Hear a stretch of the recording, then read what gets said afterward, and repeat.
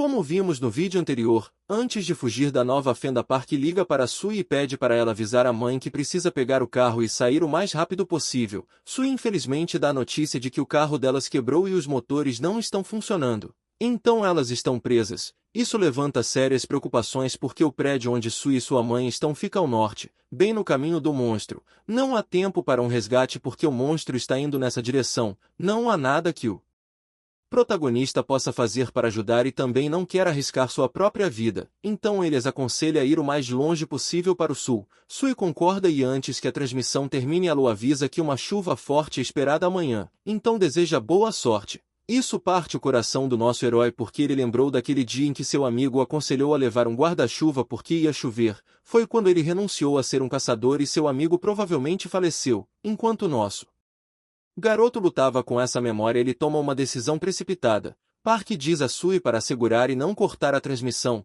Ele promete que estará lá em 30 minutos ou menos, então pede para Sui se preparar com a mãe e esperar por ele. Em seguida Park rapidamente abre o inventário onde armas e outros suprimentos estão escondidos. Ele precisa de armas porque uma matilha de cães selvagens mutantes vive entre sua casa e o prédio onde a mãe e a filha estão morando. Se ele quiser chegar até elas rápido, terá que passar por esses vira-latas. Não há espaço para desvios, então ele pega sua arma e se prepara. Park logo pula em seu quadriciclo e ataca direto a matilha de cães mutantes com uma mão no volante e a outra apontando sua arma. Ele começa a derrubá-los como se fossem apenas melancias em um jogo de tiro de carnaval. Park está batendo com tanta precisão que esses monstros estão perdendo a cabeça em um instante. Porém o protagonista tenta ficar de olho na estrada enquanto mira. É como multitarefa em um circo. Ele então reflete sobre seus dias como caçador, onde costumava fazer parte de uma equipe onde as funções geralmente são divididas em três: o cara do suporte que destrói os inimigos por trás com armas pesadas,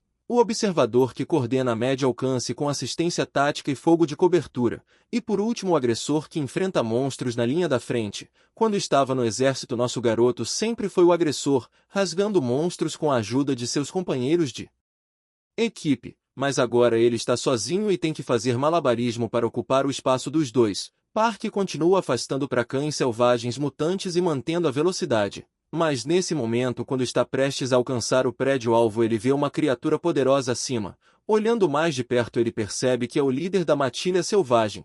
Com um uivo, o líder convoca toda uma horda de monstros que rapidamente cercam seu quadriciclo. Apesar disso, Park continua atirando para a esquerda e para a direita, tentando afastar os monstros, mas o líder e seus asseclas são implacáveis e ele não pode derrubar o líder a essa distância apenas com sua pistola. De repente um cão selvagem bate em seu quadriciclo, quase o desequilibrando. Mas ele recupera o controle e olha para trás. O protagonista logo percebe que o líder mutante está usando seus asseclas para brincar com ele. É mais ou menos igual como os humanos caçam animais. Nesse momento o líder se comunica com sua matilha em uma língua estranha. Park fica surpreso com a forma como essa fera está direcionando seus subordinados com uivos, mas assim que a besta ataca ele abre fogo, fazendo buracos no monstro enquanto mantém sua velocidade. Ele muda para sua outra arma e começa a atirar novamente.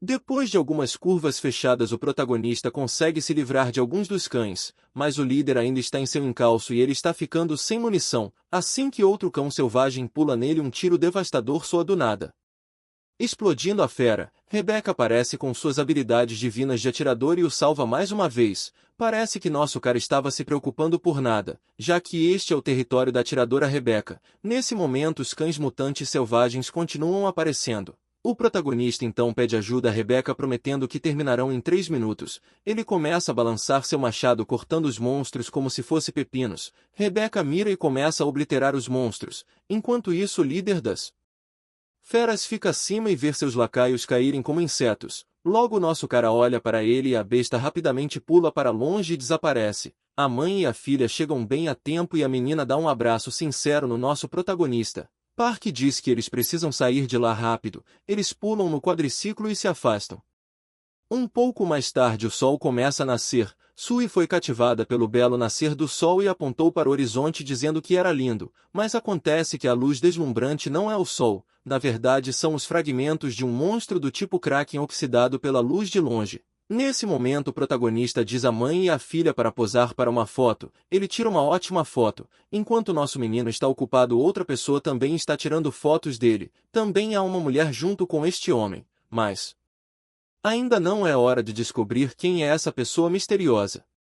A cena muda para o bunker do protagonista, onde vemos que nosso menino postar aquela foto de mãe e filha no feed. Ele começa a receber uma tonelada de curtidas e alguns comentários muito legais. Então ele percebe uma notificação do assassino chamado Defensor, que aparentemente fez outra postagem de sua vítima. Park curiosamente clica na postagem para ver quem foi o alvo do Defensor desta vez. Acontece que é uma foto tirada de um prédio e ao longe é possível ver a rachadura. Park percebe que este ângulo parece estranhamente familiar. Finalmente nosso menino nota que este é o mesmo local onde ele tirou aquela foto fofa da Rebecca com sua mãe e filha. Nesse momento ele recebe uma mensagem do Defensor. Assim que abre, o protagonista vê uma foto sua que foi tirada sem ele perceber. O Defensor logo pergunta se é ele. Park rapidamente junta as coisas. Dadas as postagens antigas do Defensor, ele provavelmente mora perto de Gwangju. Então é provável que seja apenas uma coincidência que eles se cruzaram. Depois de pensar sobre isso, o protagonista decide negar e diz ao Defensor que a pessoa na foto não é ele. O Defensor então diz a Park para parar de mentir e afirma que já viu de tudo. Ele também agradeceu ao nosso garoto pelo aviso sobre o monstro do tipo Kraken e disse que não teria sobrevivido se não fosse Park. Então o assassino perguntou se ele quer ser seu amigo. O protagonista ainda não sabe se o Defensor é um cara ou uma garota, mas decide supor que seja um cara por enquanto. De repente Park ouve uma transmissão de Rebecca e pergunta o que está acontecendo. Ela revela que muitas pessoas estão entrando em seu território. Ao ouvir isso, o protagonista diz a ela para ter cuidado e corta a transmissão. Não é surpresa para ele que convidados indesejados tenham começado a entrar em seu território, depois de uma dura batalha com o líder do cão mutante da última vez. A matilha de cães está significativamente enfraquecida e não pode efetivamente impedir que os refugiados cheguem ao esconderijo de Park, mas esse nem é o principal problema agora. A verdadeira questão é que essas pessoas estão acampando bem ao lado da ventilação de seus geradores, que é o último lugar que o protagonista quer que eles estejam. O coração do bunker é o gerador a diesel. É uma enorme peça de maquinário que ocupa um andar subterrâneo inteiro e tem uma enorme potência, mas também emite muitos gases de escape. O protagonista logo nota uma fumaça que sugere que alguém está cozinhando lá dentro. Park sabe que se ligar o gerador e o escapamento começar a sair, os refugiados descobrirão a localização de seu bunker. Mas se ele desligar a energia do bunker e o conforto caseiro que ele proporciona desaparecerão. Se há comida no freezer descongelar e estragar, isso destruirá sua sobrevivência cuidadosamente colocada. O protagonista observa que os refugiados não parecem um grupo de raiders, então ele decide tentar resolver isso através do diálogo. Enquanto isso, do lado de fora, um velho de cabelos brancos está dizendo a todos para colocar os itens importantes mais perto da barraca. O protagonista aparece com sua arma e diz que aqui é uma propriedade privada. Ele sugere que seria melhor se todos fossem embora. Os olhos do velho ficam fixos no grande rifle de Park. Uma mulher atrás dele se aproxima dizendo que em uma crise não deveria importar de quem é a terra, mas o velho diz a Parker para não se preocupar porque eles são da equipe pioneira e até mostra uma licença pioneira. O protagonista acha que esse núcleo pioneiro soa familiar e se lembra de um artigo que viu na comunidade. O governo havia transferido um monte de gente para as grandes cidades para a reconstrução urbana. Quando isso não deu certo, as chamadas pessoas desnecessárias foram despejadas na periferia sob o nome de Corpo Pioneiro, principalmente pessoas mais velhas. À medida que a capacidade de acomodar as pessoas nas cidades destruídas diminuía, os que ficaram para trás foram despejados na periferia sob o pretexto de serem pioneiros. Mesmo que eles ainda não sejam raiders, o protagonista ainda diz que eles têm 3 dias para sair. O velho fica exaltado e insiste que eles são pessoas autorizadas pelo Estado. O protagonista lembra que o Estado de que estão falando não existe mais, então não há necessidade de eles seguirem a lei e ficarem aqui. Mas 3 dias se passam e ao amanhecer do dia seguinte não há sinal de que eles saíram. O velho deixa claro que não sairá sem ordens do quartel-general. Ele explica ainda que se saírem, as rações para suas famílias que ainda estão na cidade serão cortadas. Eles só querem ficar por algumas semanas. Nesse momento, uma mulher mais velha começa a implorar, implora que todos aqui foram abandonados por suas famílias devido à idade e expulsa pelo país. Ela insiste que eles não são maus e até Coloca algo na mão de Park como um gesto de boa vontade. Eventualmente o protagonista cede às suas exigências. Seu bunker agora está escuro e ele não sabe o que fazer. Ele até considera eliminar todos aqueles senhores, mas não quer prejudicar pessoas inocentes sem um motivo. Então ele se vira para seu laptop na esperança de descobrir alguma coisa. Park posta na comunidade Viva Apocalipse explicando sua situação e como ele não pode usar o gerador por causa dos refugiados do lado de fora. No início as respostas são bastante sem brilho, mas depois o defensor envia uma mensagem lembrando Park de que essas pessoas são potenciais. Se seus suprimentos forem cortados, eles provavelmente virão atrás dele e não hesitarão em destruí-lo. Então o defensor aconselha Park a atacar primeiro para garantir sua sobrevivência. O protagonista não fica muito surpreso com essa resposta porque é bastante típica de alguém como o defensor, mas por mais que odeie admitir, ele concorda um pouco com o defensor. Ainda assim ele decide ficar de olho neles um pouco mais antes de pensar em fazer qualquer ação. Alguns dias depois Park se encontra com um cara do fórum. Enquanto eles estão conversando, Park explica que esse cara é Kyle, um dos raros usuários normais do Viva Apocalipse. Kyle menciona que encontrou algo interessante em uma montanha próxima. Então Park decide dar uma olhada. Quando eles finalmente chegaram ao local, Kyle aponta para uma coisa parecida com um tanque. Não demora muito para o protagonista reconhecê-lo como uma cápsula, mas na verdade Park logo toma consciência do que está na sua frente e diz mentalmente que essa coisa é o ovo deles. Alguns dias atrás o protagonista se deparou com a postagem viral de Kyle com a foto do ovo. A maioria dos comentaristas naturalmente não sabia o que fazer com isso. Ele sabia que não era um marshmallow ou algo assim, era um ovo de monstro. Vendo esse post, uma ideia o atingiu. Se os pioneiros não pudessem sair sem ordens dos superiores, então lhes dar um motivo para sair deveria ser suficiente. O protagonista logo começou uma correspondência com Kyle, alertando seu colega regular do fórum sobre o perigo do objeto. Então ele se ofereceu para se livrar dele de graça. Este era um objeto mais valioso do que o ouro. Graças a ele ser tão ativo na comunidade, Kyle não ficou muito desconfiado. Então eles finalmente concordaram em se encontrar pessoalmente pela primeira vez. Park usou seu carro para um pouco de viagem de longa distância. O GPS parecia estar trabalhando com informações desatualizadas. Já que o terreno da cidade havia se alterado, o protagonista se comunicou por rádio com a sede de controle rodoviário do Comitê Nacional. O Comitê Nacional logo confirmou sua identidade e sua conexão com Kim Daron. O pessoal do rádio imediatamente deu a ele a rota atualizada a seguir para navegar pela área sem problemas. Essa foi uma das vantagens de ter conexões com o Comitê Nacional. Você pode acessar estradas seguras controladas pelo governo. O destino que Kyle indicou não era outro senão o infame Paju, onde apareceu a primeira fenda na Coreia do Sul. A cápsula que Kyle encontrou estar em uma montanha remota nos arredores da cidade. A área perto da fenda era fortemente guardada por caçadores de elite militares, mas o protagonista não esperava que um ovo aparecesse na encosta da montanha. Ao chegar, Park se apresentou a Kyle como esqueleto. Ambos estavam armados. O protagonista imediatamente pediu para ver onde o estranho objeto estava.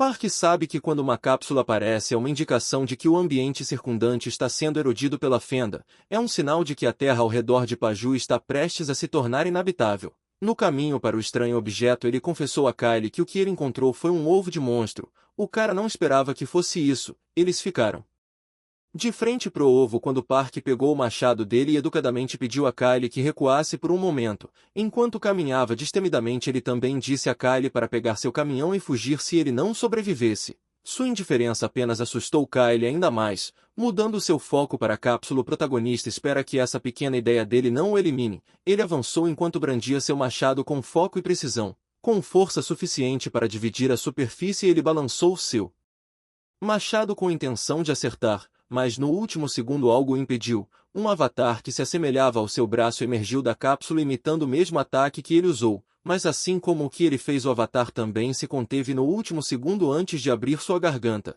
Kyle viu essa cena e apontou sua arma para o avatar, que lentamente desapareceu. O protagonista explicou que a cápsula era revestida com uma barreira reflexiva. Ela tinha a capacidade de distorcer e torcer dimensões, enviando Um ataque hostil de volta ao atacante com igual intensidade. Essa é uma das muitas razões pelas quais os humanos não podem derrotar monstros. Então, desde que o ovo não se sinta ameaçado, não deve haver nada com que se preocupar. Ainda assim, Kyle estava com medo da possibilidade de algo incontrolável explodir do objeto bizarro. Se fosse esse o caso, não tinha como eles sobreviverem. Um pouco mais tarde, eles conseguiram prender a coisa estranha na parte de trás do caminhão. Kyle ainda não conseguia acreditar que o protagonista era esse cara destemido. Ele era drasticamente diferente de sua persona online. Quase todo mundo na comunidade via Esqueleto como um velho estranho que usava tags estranhas envolvido em trollagem de baixo nível. Park ficou envergonhado e só queria seguir seu caminho, mas antes de partir, Kyle demonstrou sua gratidão por Park se livrar de uma coisa tão perigosa. Como pagamento, o protagonista pediu a ele para curtir sua postagem de agora em diante. Kyle sorriu e concordou.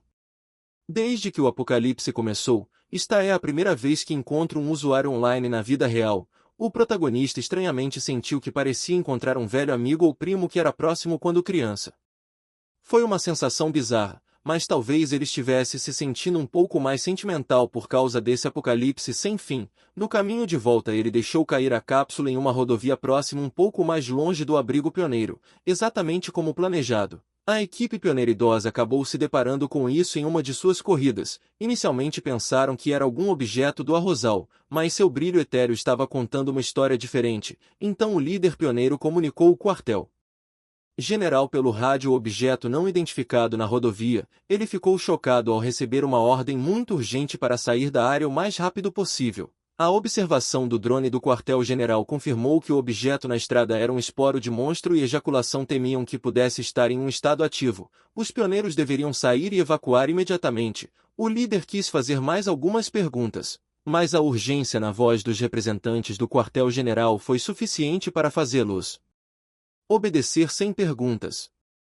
De volta ao bunker, Park pode finalmente ligar o gerador novamente graças ao seu desempenho impecável. Graças a esse ovo monstruoso, seu território recuperou a paz e a tranquilidade necessária. Sem os pioneiros, ele poderia deixar o escapamento ir e fazer o seu trabalho sem se preocupar com o barulho.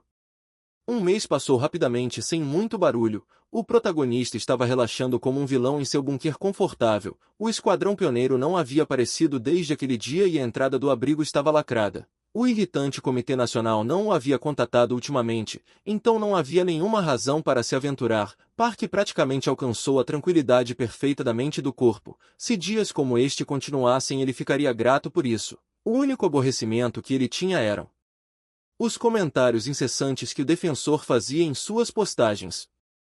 Enquanto Park olha o vivo apocalipse, ele vê algo na primeira página. Eram atualizações sobre a atual agitação civil em Seul. As pessoas protestavam contra o plano dos comitês nacionais de se mudar para fora da capital, pois temiam ser deixadas à própria sorte. Eles acharam os planos de transferência egoístas e confusos, então exigiram uma explicação para um desenvolvimento tão drástico. O mais afetado por esses protestos foi o diretor Lee Sang. Ele olhou pela janela de seu escritório enquanto os manifestantes atiravam pedras no prédio. Do nada o diretor perguntou se aquele cara ainda estava vivo. Claro que ele estava falando sobre Park. Lee Sang é ex-caçador e atual diretor de gerenciamento de desastres do Comitê Nacional. Ele disse que queria que o protagonista fosse contatado se ainda estivesse vivo. Em seguida perguntou por quanto tempo ele planejava continuar se escondendo como um covarde. Anos atrás, quando a primeira fenda apareceu no planeta, países de todo o mundo ficaram alarmados com o fenômeno sobrenatural, mas ao mesmo tempo todas as nações sem exceção mostraram uma natureza de dupla face. Todos eles tentaram transformar essa normalidade em sua própria vantagem. Logo após a grande escala, explorações foram lançadas para pesquisar a verdadeira natureza das anomalias. No início, eles enviaram profissionais acadêmicos tratando as pequenas fendas como descobertas científicas. Algumas das primeiras equipes foram encarregadas de documentar o tamanho e a aparência externa. Foi nessa época que as fendas revelaram seu verdadeiro propósito para o mundo. Em uma das fendas brilhantes, os pesquisadores viram o primeiro caso documentado de monstros emergindo da fenda. O monstro que saiu da fenda tinha uma forma semelhante a uma aranha e seu único propósito era devastar todos os seres vivos próximos. O lançamento da pesquisa e expedições aceleraram a erupção dos monstros. Só então os países perceberam a gravidade de sua situação e, para lutar contra a ameaça de monstros, as nações competentes começaram a treinar um novo ramo das forças armadas, os chamados caçadores. Instalações especializadas para jovens talentosos foram rapidamente estabelecidas na Coreia do Sul. O protagonista entrou na 13ª classe de guarda, a prestigiosa instituição profissional de treinamento de caçadores de seu país de origem. Não foi raro ver seu nome no topo da tabela de classificação. Abaixo tinha o nome de Lee Sang. Por 3 anos consecutivos nosso herói ocupou a posição número 1 em toda a escola. Ele havia se tornado uma espécie de lenda. Com rumores sobre como ele só pensava em eliminar monstros e tudo o que fazia era treinar, houve até murmúrios que enquanto dormia o protagonista ainda era o mais incrível, nascido para ser um caçador. Atrás dele a cada passo do caminho estava Lee Sang. Lee fez de tudo para parecer como Salvador durante o apocalipse, enquanto o protagonista só queria ficar quietinho no seu bunker. Nesse momento Park estava confortavelmente sentado quando de repente seu rádio via satélite começou a tocar. A primeira coisa que ele pensou foi que Kim Daron queria ele ajudasse a reprimir os protestos em Seul. Mas não era Kim Daron na outra linha. Era um homem perguntando se ele estava envolvido com o aparecimento da cápsula na estrada. O protagonista imediatamente franziu a testa depois de ouvir aquela voz. Era a voz de Lee Sang, um velho colega de classe. Park sentiu logo uma dor de cabeça vindo em sua direção, então ele perguntou se a culpa estava sendo colocada nele só porque uma cápsula apareceu repentinamente em uma área perto da sua casa. O protagonista diz que a lista de suspeitos capazes de um plano tão astuto não era longa. Lee Sang o repreendeu por fazer algo tão arriscado. Se um monstro tivesse sido invocado no caso de a cápsula ser rasgada teria sido um caos. O uso da palavra convocação para se referir a um ovo de monstro pode parecer estranho, mas isso foi porque esta cápsula atua como um portal temporário para que os monstros saiam. Lee logo falou que queria ir direto ao ponto. Ele queria estender um convite para Park se juntar a eles na ilha de Jeju. O homem já havia preparado uma posição de instrução aberta para sua tomada. Com uma recomendação direta do diretor ele deve se encaixar sem problemas. O protagonista nem sequer cogitou a ideia e recusou a oferta, afirmando que gostava da vida vegetal dele, mas Lee não achava que havia um futuro escondido sob um bunker sem vida. Ele até levantou a possibilidade de que Park estava apenas chafurdando em seu complexo de inferioridade mais uma vez. Lee fala que naquela época não havia nada que eles pudessem fazer, ambos não tinham nenhum talento para o que viria. O protagonista o interrompe e diz que trazer à tona questões não resolvidas do passado não o faria mudar de ideia. Ele não queria o cargo de instrutor. Lee já estava meio esperando a recusa teimosa de seu velho colega, mas ele alertou que toda a área metropolitana pode mergulhar em perigo em breve. Antes de desligar ele pediu a Park que permanecesse vivo, não importa o que acontecesse. Quando a chamada de rádio terminou o protagonista ficou com a sensação de isolamento.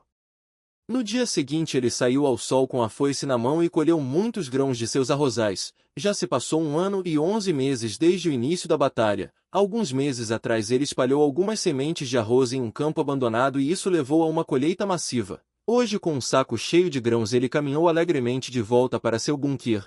Com a arma amarrada na frente ele se lembrou de ouvir o velho Kim dizendo que tudo o que ele precisava era de sementes de arroz e uma enxada. Agora, Park poderia ter comida para comer por um longo tempo graças ao conselho daquele velho. Ele aprendeu a não subestimar o poder dos grãos de arroz.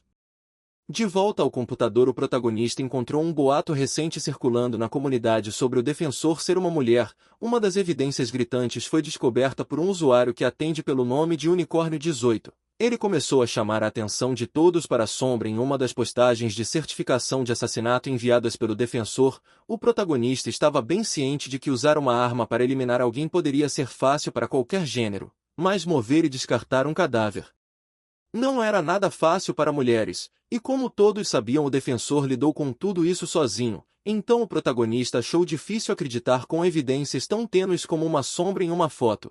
Por alguma razão ele não conseguia tirar da mente o apelo de Lee para que ele permanecesse vivo. Park se convenceu de que sobreviver não seria um problema pois construiu o lugar mais seguro do mundo. Ainda assim ele não pôde deixar de relembrar o passado. Do seu tempo na guarda, ele se lembrou que Lee sempre se sentava na primeira fila e fazia perguntas intermináveis sobre tudo relacionado a monstros. Lee era a definição de competitividade implacável. Nesse momento os pensamentos do protagonista foi interrompido pelo barulho de seu rádio via satélite. Com base no identificador de chamadas deve ser Kim Daron ligando para importuná-lo novamente. Ele pegou e imediatamente começou a falar sobre rejeitar a ilha de Jeju e se recusou a pegar novas tarefas para a Comissão Nacional, pois ele não sairia por um tempo.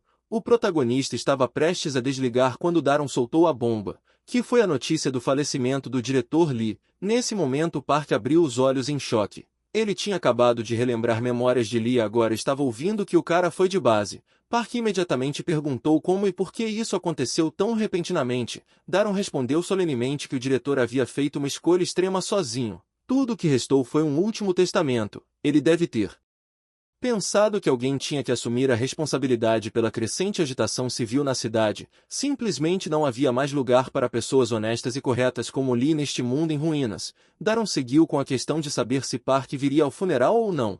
Eles montaram um altar memorial no hospital militar. Dada a situação atual, a comissão mal conseguiu providenciar isso, mas para vir a ser o protagonista não teria outra escolha a não ser passar pela estrada na qual deixou cair uma cápsula. Isso por si só não deve ser um problema, mas o tom de Daron sugeria o contrário. Ela contou que ontem alguns seguranças foram destacados para proteger a área. A Comissão Nacional havia destacado os despertos para esta operação em particular. Daron resolveu avisar porque poderia ser estranho se ele os encontrasse do nada. O protagonista não poderia acreditar que de todos os lugares os despertos seriam implantados perto de sua área. Ele sentiu como se Lee estivesse tentando ter uma batalha de orgulho com ele mesmo no túmulo, tornando sua jornada para o funeral mais difícil do que o necessário. Ele estava praticamente sendo forçado a pegar uma rua não pavimentada para evitar os despertos. Esse era exatamente o tipo de truque que o velho Lee faria. Park ficou tão furioso que esqueceu que o cara acabou de falecer. Ele caminhou até seu arsenal e pegou 2 machados táticos, um dos poucos itens que ele trouxe da associação depois de sair. Ele gostaria de acreditar que pegá-los não significa nada, mas talvez ele só quisesse visitar Lee como soldado uma última vez. Então ele pegou essas armas e partiu em sua bicicleta para prestar seus respeitos. Para evitar a estrada onde os despertos foram posicionados, o protagonista fez um desvio pelas estradas não pavimentadas próximas. Mesmo assim, ele foi parado por um funcionário que patrulhava as proximidades. Ele disse que a passagem era proibida. Assim que a lanterna iluminou os rostos de ambos, os dois perceberam que se conheciam. Esse cara é Baek Seung-gyun, um caçador freelancer que realiza diversas tarefas para os membros do Comitê Nacional. O protagonista logo disse que estava indo para Seul, mas Jun pediu que ele seguisse o protocolo e se afastasse por um momento. O cara disse que gostaria de deixá-lo ir ao seu destino sem causar nenhum inconveniente, mas isso não depende dele agora. Então o cara apontou para algumas pessoas descansando ao redor da rodovia. Todos pareciam jovens e desinteressados, e um relata que não era ele quem estava encarregado dessa operação. Esses caras com olhos azuis brilhantes são os que estão no controle. O protagonista olhou para os jovens de longe, vendo o logotipo bordado em seus agasalhos e a sigla de sua afiliação. Eles eram considerados os verdadeiros caçadores, muito diferentes dos veteranos sem o talento latente, até onde o protagonista sabia. O novo tipo de caçadores apareceu há cerca de 6 anos. Esse fenômeno surgiu depois que cerca de 30% da humanidade foi exterminada de todos os surtos de monstros ocorreram à torto e à direito. Eles chamaram isso de despertar. Uma pequena parcela da população despertou poderes semelhantes aos dos monstros. Após uma extensa pesquisa sobre o fenômeno, os especialistas encontraram uma maneira de induzir artificialmente esses poderes. Então o governo recrutou ativamente aqueles com corpos adequados como os novos caçadores. Como resultado, os veteranos foram empurrados para fora do campo de batalha quando a versão mais poderosa de suas unidades roubou os holofotes. Um dos olhos azuis desperto levantou a cabeça e perguntou a Yun qual era o acordo com o invasor, e o mais sombrio respondeu que aquele cara também era um ex-caçador. O desperto zoou perguntando se o protagonista era um veterano impotente como Yun. O trio travesso então começou a pressionar Yun e questionou por quê um ex-caçador estava se esgueirando por algumas terras agrícolas sombrias em vez de pegar a rua adequada. De repente um deles perguntou se Park era um criminoso e nosso garoto retornou a pergunta questionando ao maluco de olhos azuis de que lote ele veio. Essa pergunta repentina irritou o trio, seus olhos azuis se fixando em Park. O arrogante desperto lentamente abriu caminho se aproximando despreocupadamente com as mãos dentro dos bolsos. Ele sussurrou no ouvido de Park perguntando qual era sua classe. O protagonista respondeu que veio da 13. O cara então diz que foi estabelecido que os lotes antes do dia 18 eram veteranos que são considerados idosos respeitáveis, exceto por algumas pessoas. De repente o cara de olho azul envolveu o braço em volta do ombro de Park lhe dando um sermão sobre os perigos da cápsula e pedindo que ele voltasse para casa em silêncio. Enquanto eles ainda estavam conversando, o punho do protagonista estava praticamente explodindo de veias. Ele tentou ao máximo suprimir sua raiva e sabia que evitar conflitos seria sábio. Voltar atrás seria coisa razoável a fazer, mas ele podia ouvir-lhe falando em sua mente, praticamente exigindo que ele viesse e prestasse homenagens uma última vez. O protagonista então virou para a estrada e apontou para a cápsula. Equipado com seus machados, ele perguntou ao trio se ele poderia passar em paz se pudesse lidar com a cápsula sozinho. O trio desperto achou hilário e permitiu que ele tentasse, pensando que um caçador da velha escola não seria capaz de fazer nada contra a anomalia. Eles até prometeram que se o veterano tivesse sucesso, um deles o acompanharia até seu destino. Em sua mente, o protagonista lembrou as regras escritas na doutrina militar. Não há muitas táticas para enfrentar monstros sozinho no momento, e o único método aplicável que ele poderia usar era o mais simples de todos. Seria o estilo de luta de combate corpo a corpo a zero distância. Nesse momento, com um passo rápido, nosso garoto brandiu seu machado contra a cápsula que ele mesmo transportou para a estrada. Desta vez, em vez de recuar no último segundo, ele deixou o balanço completo atingir a cápsula diretamente.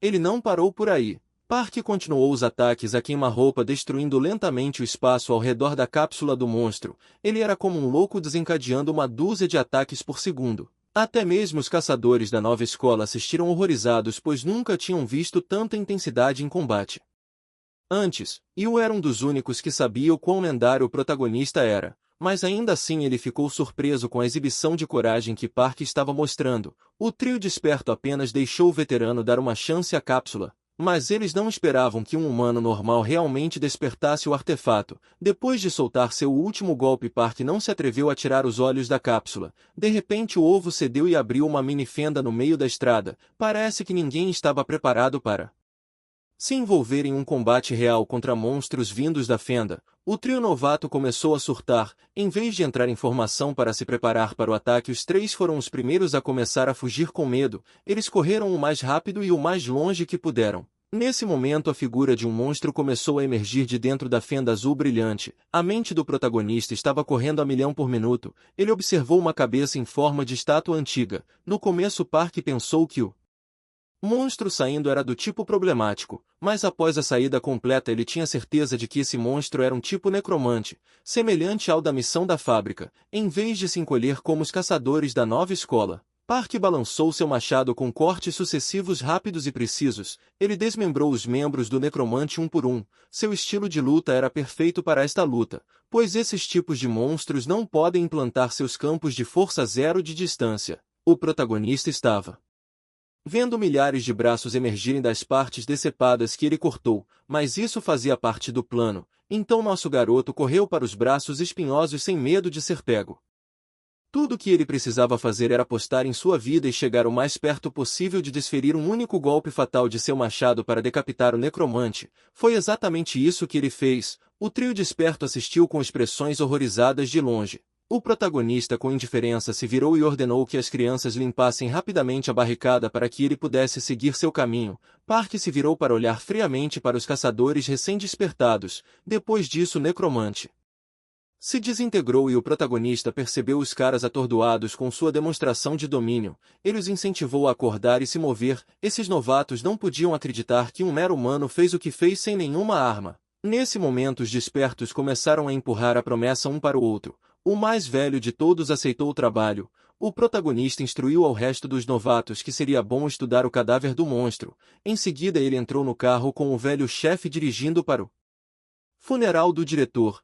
E não precisava acompanhá-lo pessoalmente, mas ele fez isso de qualquer maneira. Ele estava realmente feliz por Park calar a boca desses pirralhos. Aqueles níveis 3 sem experiência de campo continuavam o chamando de velho. Você vê que as habilidades despertas são medidas em níveis. A diferença de habilidades entre esses níveis é impressionante, para dizer o mínimo. Nos níveis 1 a 4 as habilidades sobrenaturais são simples, como percepção e clarividência. Os níveis 5 a 9 incluem habilidades como campos de força, telecinese e força física direta. Nesses estágios as habilidades se tornam práticas para situações de combate. Para aqueles que atingem o nível 10 e acima estão muito além do reino e dos limites da humanidade. O mapa os torna semelhantes a uma espécie diferente. Então o velho chefe ficou feliz que esses níveis 3 foram colocados em seu lugar. Com base na avaliação do protagonista sobre o homem, ele poderia ter feito a mesma coisa. o velho chefe não negou que teria cerca de 65% de chance de despachar o monstro sozinho, mas ele simplesmente não queria se machucar e se meter em grandes problemas. Ele não queria ver sua filha e esposa chorarem ao ver sua imprudência. Quando era solteiro, nada importava para ele se algo desse errado, porque era só ele, mas agora que ele é um homem de família, o medo de perder se tornou muito aterrorizante, então ele apenas cala a boca, e ficou feliz por conversar sobre isso com alguém que pudesse entender e ouvir suas reflexões. A viagem continuou sem problemas e Park foi deixado no meio de uma cidade árida. O velho chefe lhe deu adeus e instruiu Park a ter muito cuidado porque agora que o diretor lhe faleceu tem muitos abutres no Comitê Nacional. Quando as pessoas precisam salvar sua própria pele, você nunca sabe o que elas podem fazer, especialmente em um mundo sem dignidade como aquele em que todos vivem. A advertência ecoou na mente do protagonista. Talvez ele realmente devesse se mover com cuidado. Nesse momento, nosso herói entra em um dos prédios e caminhou até um corredor onde ficava o único quarto com luzes acesas. Dentro estava o retrato do diretor, cercado por flores, seu local de descanso final. O protagonista olhou para seu velho amigo e deu uma saudação educada. Como se fosse uma reunião normal, ele perguntou por que o funeral estava em um local escondido e disse que era difícil para todos encontrarem. A única outra pessoa no funeral junto como protagonista era Kim Daron. Ela afirmou que os superiores chamaram o plano de realocação da ilha de Jeju de Plano Lee em memória do diretor. Foi de bom gosto, mas Daron também acreditava que tal plano era necessário para o país, uma vez que a intensidade de uma fenda é proporcional ao tamanho da população. As fendas na ilha de Jeju são relativamente fracas geograficamente, é muito mais fácil de defender também. Ela considerou que a comissão estava provavelmente planejando consolidar o poder e os recursos da Coreia do Sul na ilha para um futuro mais seguro. A única falha no plano foi o abandono de inúmeros sobreviventes confiando nos restos de um governo. O governo sabia que o diretor Lee não poderia lidar com essa reforma maciça sozinho, mas eles estavam fazendo parecer que era uma responsabilidade de um homem. Já que o plano era abandonar 10 milhões de pessoas na capital, a comissão teve que usar alguém como cordeiro sacrificial para acalmar a opinião pública. Eles devem ter atribuído tudo ao diretor, a pessoa mais jovem envolvida na tomada da decisão. Daron sabia que Lee era um homem incrivelmente teimoso. Esse mesmo cara veio ao casamento dela com o presente de 30 mil em dinheiro. Essa história fez Park rir. Daron também queria contar sobre os eventos que aconteceram antes do falecimento do diretor. Momentos antes de sua partida, alguém veio ver o diretor no dia em que o plano de realocação da ilha de Jeju foi finalizado, pouco antes de os dois velhos rivais falarem ao telefone. Eles falaram sobre como alguém tinha que fazer o trabalho sujo e esse alguém não seria as pessoas no topo ou na base, precisaria ser alguém desapegado do presente enquanto olhava friamente para o futuro. Seria preciso pesar a vida de 10 milhões de pessoas contra o futuro de toda a humanidade. Com certeza não foi uma escolha fácil de fazer. O homem que visitou Lee disse abertamente que era isso que eles precisavam que ele fizesse. Ele estava tendo a oportunidade de fazer o que nem mesmo o professor poderia realizar, embora o plano parecesse sólido. O diretor ainda estava cético sobre se realmente havia um futuro na ilha de Jeju.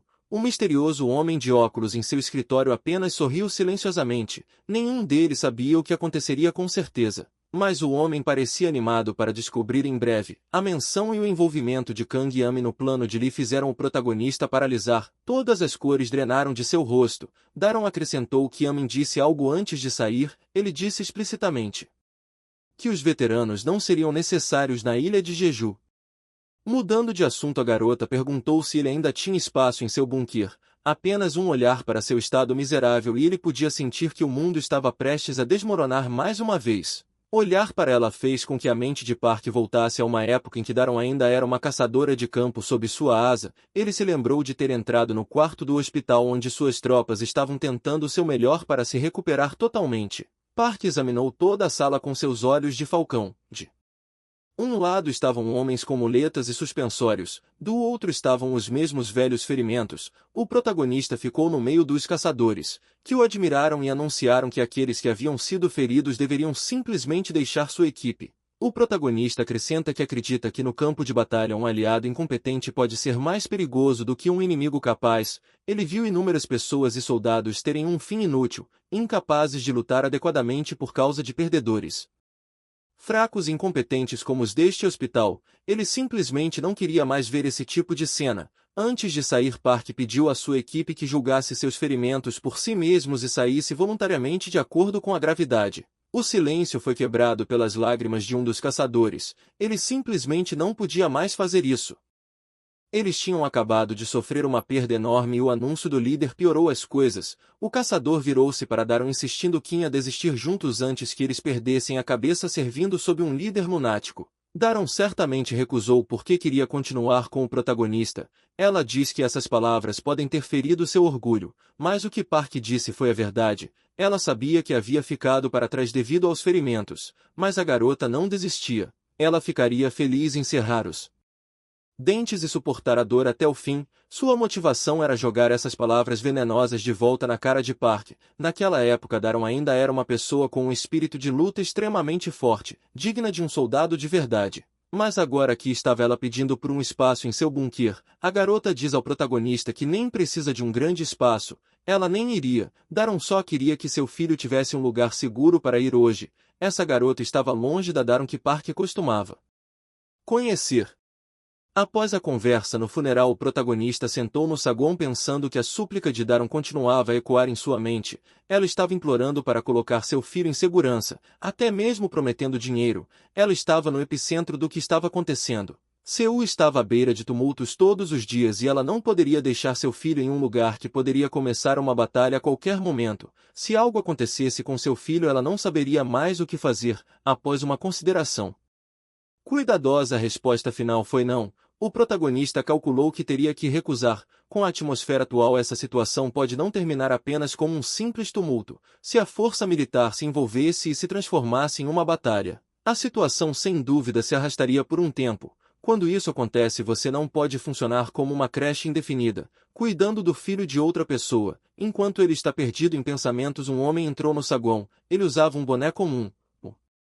O protagonista ouviu o homem mencionar na recepção que ele era um júnior do diretor Lee. Seu nome é Young-ho. O pessoal concedeu ao jovem Ho acesso à sala funerária no segundo subsolo. Então esse cara começou a pedir remédios citando sua irmã mais nova doente como desculpa. A funcionária apenas o repreendeu por exigir algo tão escasso nos dias de hoje. O pedido de remédios fez o pessoal ficar desconfiado e eles queriam uma verificação mais profunda dos antecedentes do jovem Ho, mas o protagonista interviu. Ele se apresentou e exigiu o remédio que o jovem Ho pediu. Assim o jovem pegou sua bolsa de remédios e agradeceu do fundo do coração.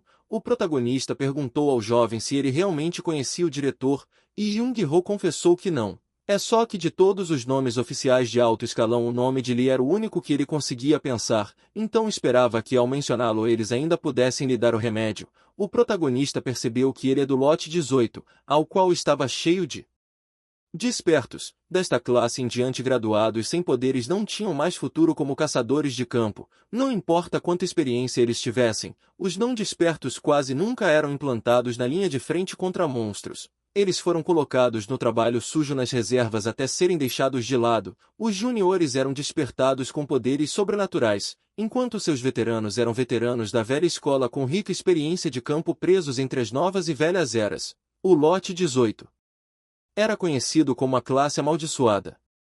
No momento você não encontrará nenhum remédio adequado no mercado, exceto analgésicos ou remédios para febre. Em um ponto de desespero, Young-ho tentou se infiltrar neste comitê nacional. Se ele não tivesse feito, sua irmã mais nova estaria em perigo. Os dois saíram da instalação e Young-ho expressou sua gratidão ao seu caçador sênior mais uma vez. Eles seguiram seu próprio caminho. Young-ho caminhou em direção ao carro onde uma garota estava sentada e lamentou que a operação não funcionasse. Mas eles conseguiram os remédios. Young conta que falhou na informação sobre a retirada dos membros do Comitê Nacional, mas irá procurar um pouco mais. Ele também não pôde participar do funeral do diretor Lee. Mas ele queria compartilhar algo que aconteceu dentro do hospital que era difícil de acreditar. Young orgulhosamente proclamou que conheceu o esqueleto. Esse era o nome de usuário do protagonista dentro do fórum Viva Apocalipse. Depois que Young disse isso, o cano de uma arma é apontada para parte de trás de sua cabeça. Park estava do outro lado e calmamente brincou que pelo menos a conversa dele seria rápida. Ele imediatamente ordenou que Young-ho colocasse as mãos para cima e colocasse a bolsa no chão. Se nosso prota não estava enganado, O homem que ele estava mirando não era outro senão o infame defensor. Young o ouve chamá-lo de defensor e levantou as mãos. Em seguida ele lentamente se virou e acelerou em uma fração de segundo para desarmá-lo efetivamente. O protagonista prestou atenção a cada contração muscular, mas infelizmente o defensor foi rápido o suficiente para virar o jogo e apontou a arma de volta para ele. O defensor observou enquanto o protagonista pulou para recuperar a arma. Assim que ele colocou as mãos no gatilho, ele mirou no defensor com o melhor de suas habilidades, mas o defensor rapidamente chuta para tirar a arma de sua direção. Park não foi capaz de atingir o assassino pois sua mão foi chutada com força brutal. A arma voou mais longe desta vez, deixando os caçadores em combate corpo a corpo. O defensor avaliou calmamente a situação, apenas para ver Park mirando com o punho como se fosse uma fera. Os lutadores fizeram contato pela primeira vez e Park socou o defensor dolorosamente. Antes do cara perder o equilíbrio, ele conseguiu agarrar as mangas do protagonista usando como apoio. Ele lançou um contra-ataque. A batalha do raciocínio rápido se transformou em uma luta de boxe entre dois lutadores ferozes. O protagonista provou ser um lutador estratégico melhor ao enviar um contra-ataque perfeito por cima do ombro do inimigo. Ele acertou o defensor na mandíbula, derrubando o assassino. O defensor riu e elogiou o esqueleto por ser tão forte. Em vez de se envolver com o defensor, ele caminhou para pegar a arma. De volta com a pistola na mão, o protagonista apenas olhou para o homem que estava aterrorizando os fóruns por tanto tempo. Nesse momento, o defensor se levantou e sorrateiramente tirou uma lâmina escondida. O assassino diz que queria um segundo round, mas ele logo notou que Park estava realmente apontando a arma perfeitamente. Se um tiro perdido disparasse em sua posição atual, a bala sem dúvida atingiria a garota no carro. Considerando esse risco, o defensor largou sua lâmina e levantou a mão em rendição. Mais uma vez ele insistiu que estava apenas brincando e fala que prefere resolver esse problema na conversa.